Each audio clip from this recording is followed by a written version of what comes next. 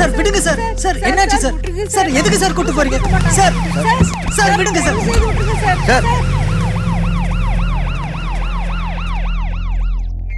Sir 6 மாசத்துல பணத்தை திருப்பி கொடுக்குறேன்னு சொல்லி வாங்கிட்டு போனேன்.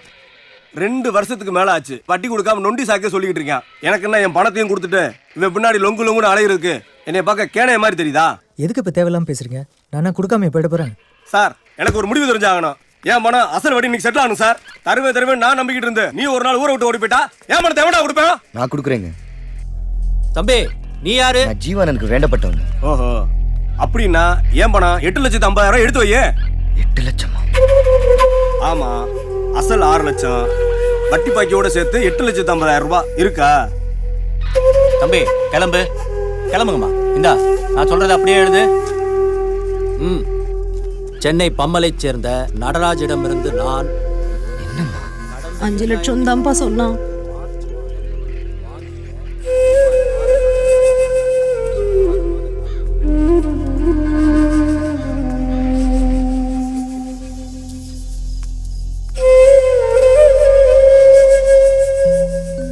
உன் கல்யாணத்துக்கு முன்னாடி ஒரு 8 காலேஜ் போயிட்டு வந்துருவோமா?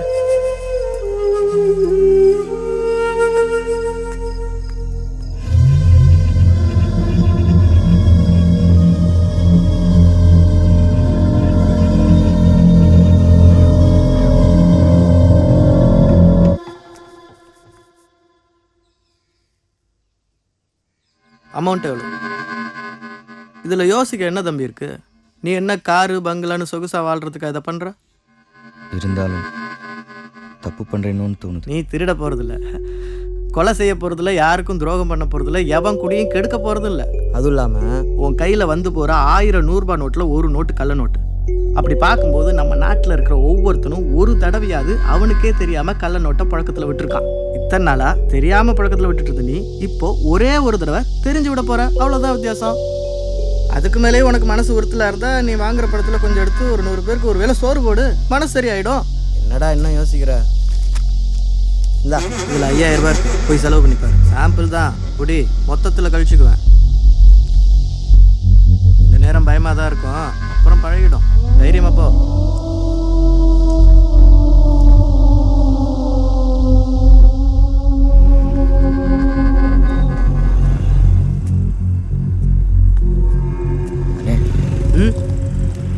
ரூபாய்க்கு சில்லறை கிடைக்கும். ஜூஸ் குடியா? தரேன் சார். 2 பேனா 10 ரூபாய் சார். 2 பேனா 10 ரூபாய் சார். சார் வாங்கிக்கோங்க சார் ப்ளீஸ் சார். 2 பேனா 10 ரூபாய் சார். 2 பேனா 10 ரூபாய் மட்டும்தான் சார். ப்ளீஸ் சார் வாங்கிக்கோங்க சார். 2 பேனா 10 ரூபாய் sir. Please sir please sir வாங்கிக்கோங்க சார். 2 பேனா 10 ரூபாய் சார்.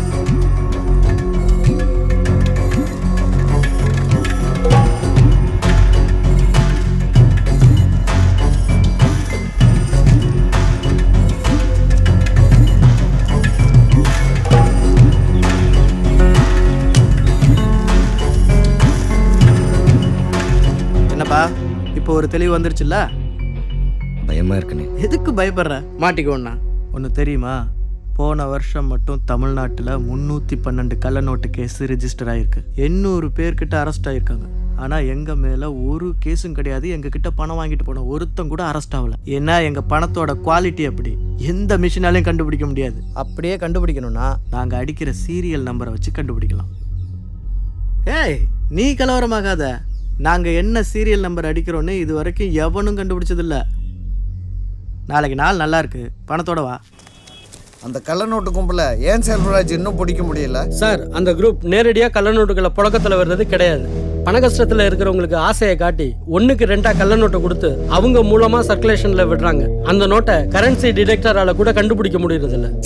செல்வராஜ், கரன்சி எரிக்கிறது அஃபென்ஸ் தெரியாதா உங்களுக்கு? தெரியும் சார், இது கள்ள நோட்டு தான். கள்ள நோட்டுன்னு கன்ஃபார்ம் பண்றதுக்கு ஒரே வழி இதுதான். நல்ல நோட்டா இருந்தா நீளமா எரியும், இதை பாருங்க மஞ்சளா எரியும். அதுக்காக எல்லா நோட்டையும் எரிச்சா பார்க்க முடியும்? இல்ல சார், நம்ம இன்வெஸ்டிகேஷன் டீம் அவங்க சர்க்குலேஷன்ல விட போற கள்ள நோட்டோட சீரியல் நம்பரை இந்த முறை கண்டுபிடிச்சிட்டாங்க. இன்னும் 2-3 மாசத்துல அந்த நோட்டெல்லாம் கண்டிப்பா புழக்கத்துக்கு வரும். அது வரைக்கும் எனக்கு டைம் கொடுங்க, நிச்சயம் எவனாவது மாட்டோம். Cellphone cover, ATM card cover, ration card cover, கண்ணாடி கவர், ஏடிஎம் கார்டு கவர், கண்ணாடி கவர். யாரு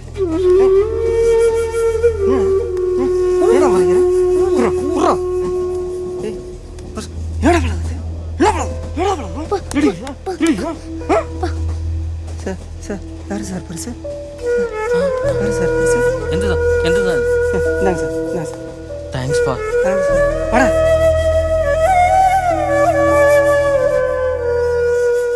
இந்த இடத்துல குழம்பி போய் அடுத்து என்ன பண்றதுன்னு தெரியாம ஹீரோ நிக்கிறான் சார். கதை ரொம்ப சீரியஸா இருக்க. ஏன் தம்பி, இந்த கதையில குத்துப்பாட்டெல்லாம் இருக்குல்ல? இருக்கு சார். செகண்ட் ஹாப்ல அப்படி ஒரு பாட்டு வச்சிருக்கேன் சார். சரிங்க தம்பி, இன்னொரு நாளைக்கு மீதி கதையை கேட்குறேன். போயிட்டு வாங்க.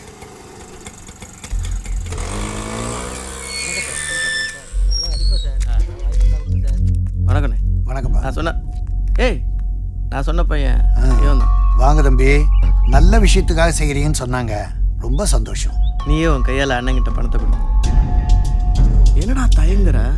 இல்லைண்ணே, எனக்கு கொஞ்சம் குழப்பமா இருக்கு. இன்னும் என்னடா குழப்பம்? இந்த பாரு, உனக்காக பணம் ரெடியா இருக்கு. வேண்டாண்ணே, என் மனசுக்கு இது சரின்னு படல. இந்தாங்க, நீங்க கொடுத்த உங்க சாம்பிள் பணம். ராஜேந்திரன், விருப்பம் இல்லாதவங்கெல்லாம் ஏன் கூப்பிட்டு வரீங்க? இல்லைண்ணே, அவன் விருப்பப்பட்டு தான் வந்தான். இடையில என்ன ஆச்சுன்னு தெரியல, நான் என்னன்னு பார்க்குறேன். டேய், என்ன அசிங்கப்படுத்திட்டேல்ல, உனக்கு உதவணும்னு நினச்சேன் பாரு, எனக்கு இது தேவைதான்டா. என்ன மன்னிச்சிடுங்கண்ணே. என்னடா சாதாரணமா மன்னிச்சிருங்க.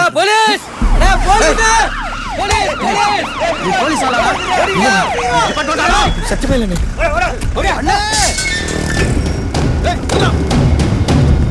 ரவி, ராஜேந்திரன் சொதப்பிட்டான்டா. போடா, போடு. பாட்டி தொலையாதடா. உள்ள போடா.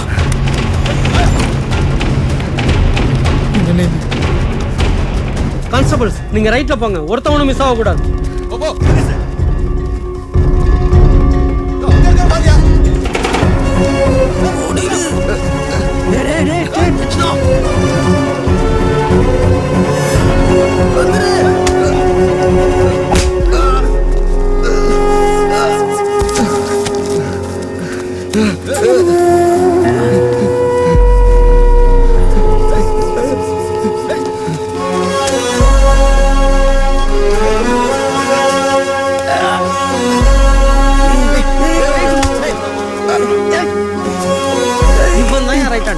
கொண்டு போங்க செல்வராஜ். என்ன பகிச்சுக்காத, உனக்கு நல்லதில்ல. பெரிய மனுஷன் பாக்குறேன். ஏரியா இவனை தரவா செக் பண்ணுங்க. Yes sir.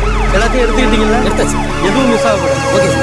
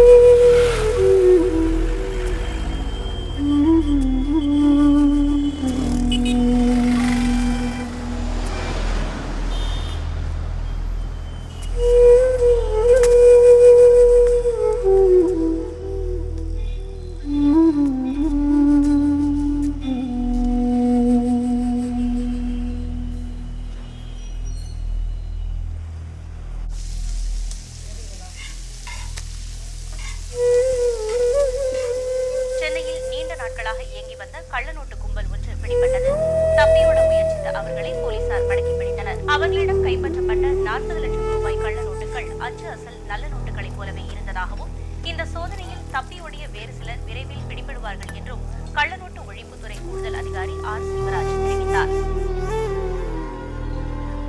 சாப்பிடாம எங்க கிளம்பிட்ட? இரு 2 தோசை ஊத்துறேன். இல்ல, நீ முக்கியமான வேலை இருக்கு, சீக்கிரம்.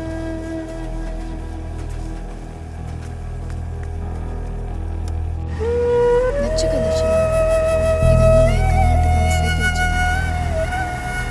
இவ்வளவுதான் இருக்கு தர்ஷனா. இது உன் கல்யாணத்துக்காக சேர்த்து வச்சது. பத்திரம்.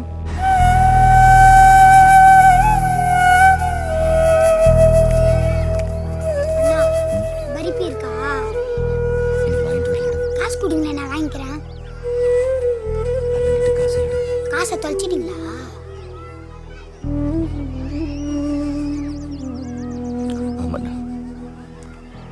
காசை தொலைச்சிட்டீங்க. இவ்வளோ பெரிய ஆளாகுறீங்க, நீங்க எப்படின்னா காசை தொலைப்பீங்க? போங்க, நான் சும்மா போய் சொல்லாதீங்க. நிஜமா தாண்டா சொல்றேன், காசை தொலைச்சிட்டேன்டா.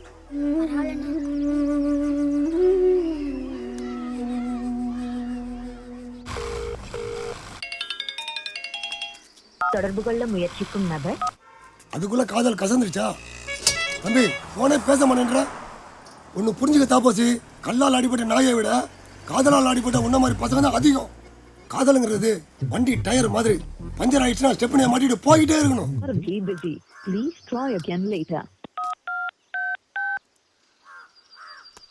சூப்பர் சார், நான் உங்க கம்பெனிக்கு 6 வருஷமா தண்ணி சப்ளை பண்றேன். என் சர்வீஸ்ல இந்த மாதிரி ஒரு சம்பவம் நடந்ததே இல்ல. This is medical miracle, unbelievable. Floor பூரா தண்ணியா போகுது முருகன். சார் அது வேற எங்காவது கொஞ்சம் மழை தண்ணியா இருக்க போகுது, நல்லா பாருங்க. என்னன்னா என் சொந்த கற்பனையா? தண்ணியோட நீங்க அரை மணி நேரத்துல இருக்கணும் சார். ரொம்ப டைட் பண்றேன். டேய் முட்டி செத்து போச்சா? வாடா.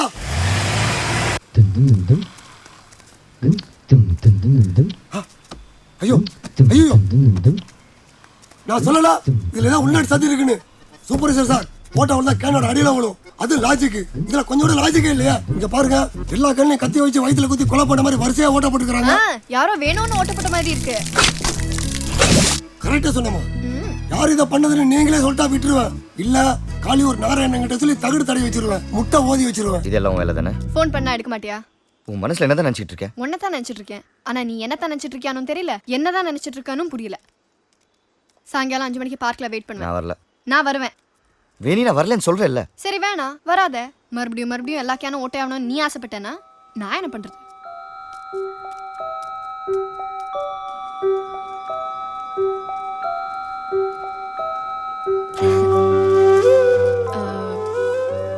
வந்து ரொம்ப நேரமாச்சா? சாரிங்க, வாங்க உட்காந்து பேசலாம். எதுக்கு வர சொல்ற? என்னாச்சு உனக்கு? ஏன் ஒரு மாதிரி இருக்க? எல்லா நேரம் ஒரே மாதிரி இருக்க முடியுமா? அதுக்கு இல்ல, முன்னெல்லாம் மணிக்கணக்கா ஃபோன்ல பேசுவேன். இப்போ ஒரு மெசேஜ் அனுப்புறது கூட ஐயாக்கு நேரம் இல்லை. சரி இனிமே அனுப்புறேன்.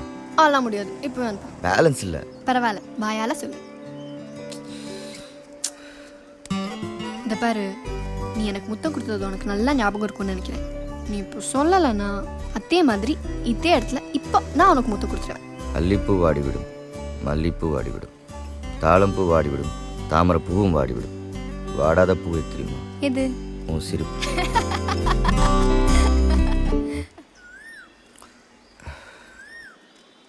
என் பொண்ணுகிட்ட காசு வாங்கினியா தம்பி? காசு வாங்கி ஏதாவது தொழில் பண்ணால் கூட பரவாயில்ல. என் பொண்ணு உன் கூட வாழ போகிறான்னு நினச்சி விட்டுறலாம். ஆனால் மொத்த பணத்தையும் போட்டு உன் அண்ணியோட கல்யாணத்தை நடத்திட்டு நாளைக்கு நீ தெருவில் நின்னேன்னா என் பொண்ணுடைய கதி. அது சின்ன பொண்ணு, என்கிட்ட கூட ஒரு வார்த்தை சொல்லலை. உன் பிரச்சனையை கேட்ட உடனே அவள் சேர்த்து வச்ச பணத்தை எல்லாம் தூக்கி கொடுத்துட்டா. யாரோ ஒரு பொண்ணுடைய கல்யாணம் நடக்க என் பொண்ணு காலம்பூரா கஷ்டப்படணுமா? முதல்ல என் பொண்ணுகிட்ட வாங்கின பணத்தை திருப்பி கொடுக்கறதுக்கு வழியை பார், அப்புறம் உங்கள் கல்யாணம். விளையாடாத தட்சணா, எனக்கு பயமா இருக்கு. இல்ல வேணி, நிஜமாவே. ஐயோ கடவுளே, வேணி தொடாத என்ன. உன்னை யாராவது ஏமாத்தி உன் படத்தை திருடி இருந்தா கூட நான் இவ்வளவு வருத்தப்பட மாட்டேன். ஆனா தப்பான வழியில போய் இப்படி படத்தை தொலைச்சிட்டு வந்து நிக்கிற பாரு, உன்னெல்லாம் லவ் பண்றேன்னு நினைச்சாலே அருவருப்பா இருக்கு. இல்ல வேணி, இப்படியாவது அன்னைக்கு கல்யாணம் பண்ணி வைக்கணும்னு நினைப்பல. புத்தி கெட்டு போயிட்டேன். தப்பு செய்யணும்னு போனந்தா, ஆனா செய்யல வேணி. தப்ப செஞ்சாதான் தப்புன்னு இல்ல தட்சணா, செய்யணும்னு நினைச்சாலே தப்புதான். இப்ப என்ன பண்றதுன்னே தெரியல. அப்படியே பைத்தியமே பிடிச்சிரும் போல இருக்கு வேணி.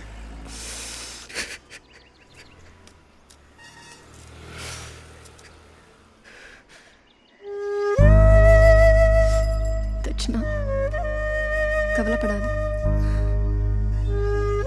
நல்லவங்க தப்பு பண்ணணும்னு நினைக்கும் போதே கடவுள் அவங்க மனசாட்சியா வந்து தடுப்பாரு.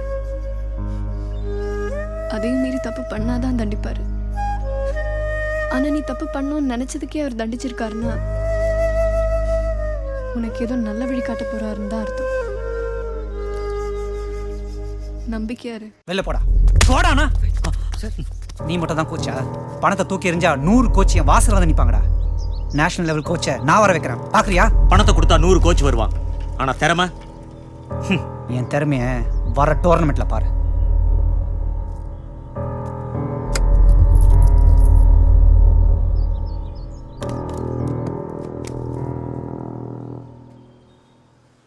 உன் நிலைமை எனக்கு நல்லா புரியுது தட்சணா. ஆனா நீ மட்டும் கொஞ்சம் பொறுமையா இருந்தா இன்னும் 6 மாசம் நடக்க போற பாக்ஸிங் டோர்னமெண்ட்ல ஜெயிச்சு உனக்கு தேவையான பணத்தை நீயே சம்பாரிச்சுக்கலாம். எனக்கு அந்த அளவுக்கு திறமை இல்லை சார். தேவையில்லை தட்சணா. பாக்ஸிங்ல ஜெயிக்கிறதுக்கு வெறும் உடல் வலிமையும் திறமையும் மட்டும் போதாது. அன்னைக்கு அவனை ஒரு அடி அடிச்சியே அவன் ஏன் திரும்ப எழுந்திருக்கலன்னு தெரியுமா? அவன் உடம்பு சோர்ந்துருச்சுன்னு நினைச்சியா? அவன் உன்னை விட பலசாலி. ஆனா அன்னைக்கு சோர்ந்தது அவனுடைய மனசு. உடம்போ வாழ்க்கையோ எவ்வளவு அடி வாங்கினாலும் எவன் மனசு தளராம இருக்கானோ அவனாலதான் திரும்ப எழ முடியும். எத்தனை முறை விழுந்தாலும் எவனால திரும்ப எழுந்திருக்க முடியுமோ அவனாலதான் ஜெயிக்கவும் முடியும். நான் யோசிச்சு சொல்ல சார்.